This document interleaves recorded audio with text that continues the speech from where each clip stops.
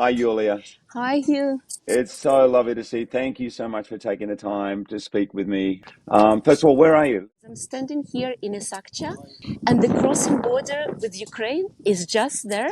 When the families and children are arriving from Ukraine, they walk straight to the blue dot. So I'm really literally at the crossing border. So we're going now to follow exactly the same route they're following. So Wow, when they enter, once they arrive, there is a registration point where they first they're registered, then they're asked where they're traveling, and then if they need accommodation, they're offered an accommodation. So usually this blue dot is the connection. Also here at the blue dot we have the social worker every day, and at the entrance you could see their tents with the food, with the clothes for children, with a tent for pets. So it's like hub for all services needed once they cross the border. And here we have our mother and child space where children are playing and their mothers could see them, so they could relax, they could meet new friends, they could play, they're drawing, and we'll go inside now. You could see a little bit of exhibition. I That think I was might know who that Wolverine. is. Yes, exactly. We tried. It's a very good drawing. How old is Kostya? How old is Kostya? Сколько тебе лет? Сколько? He's 7 years old. He's Mm. 7, and he's from Odessa, right? Из Одессы ты? Odessa. His family's escaped war. They're safe now. They seem safe. They seem They're secure safe and now. calm. They're safe now after many stops. Пока. You've explained to me pretty much. Basically, the Blue Dot centers give every family everything they need to be able to transition from the border to wherever they're going. Exactly. So they arrive and they first ask, so what do they need? Whether they need medical support, for example, or food, and then transport accommodation, and then to make sure that they arrive to their final destination as soon as they can. Sometimes they spend the whole day. This is when we become like one family. And then I'm always happy to see this mother and child center empty. It means all children are on their way to the safe place. How are the families and the children when they get to you?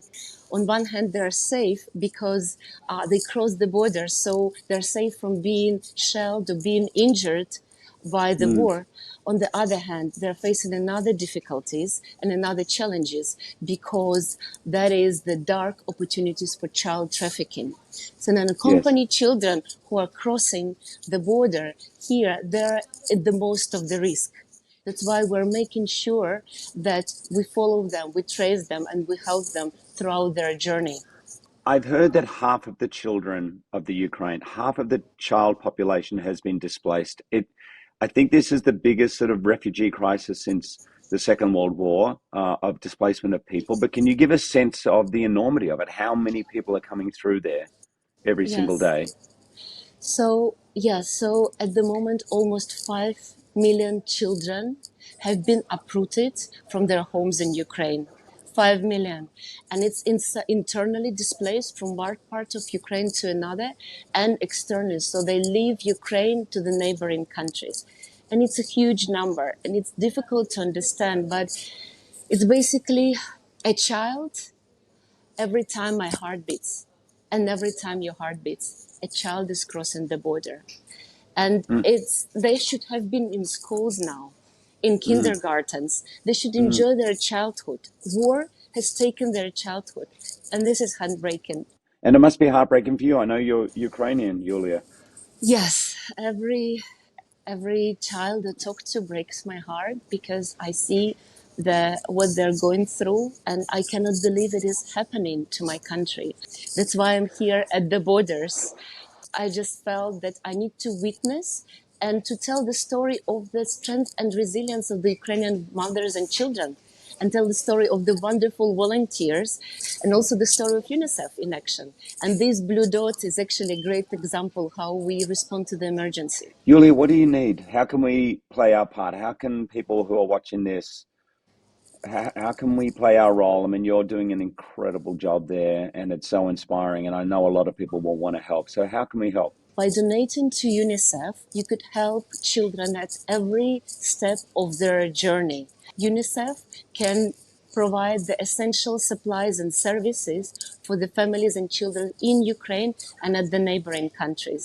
And I know Right. that you played a role of the superhuman, and I remembered your Wolverine role when I was talking to 14 years old Sophie, who said that her superpower is being Ukrainian.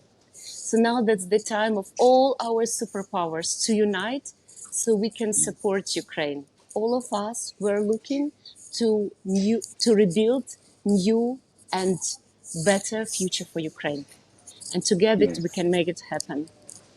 You're an inspiration, Yulia. You seem just so positive and energized, and I can't imagine what you're going through personally every single day. But the fact that you will sacrifice for your country, for your family, and do it every single day is really inspiring.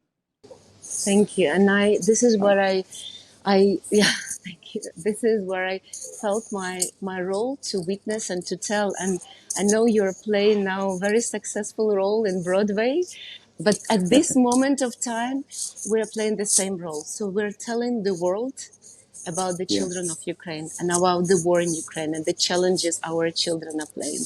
Yulia, thank you from the bottom of my heart for all that you are doing, that all your other volunteers are doing, for what UNICEF is doing to keep these children and these families safe. It is extraordinary work. We are so grateful. Our love, our thoughts, our prayers are with you and with everybody there. Thank you so much, Hugh, from the bottom of my Ukrainian heart. Thank you.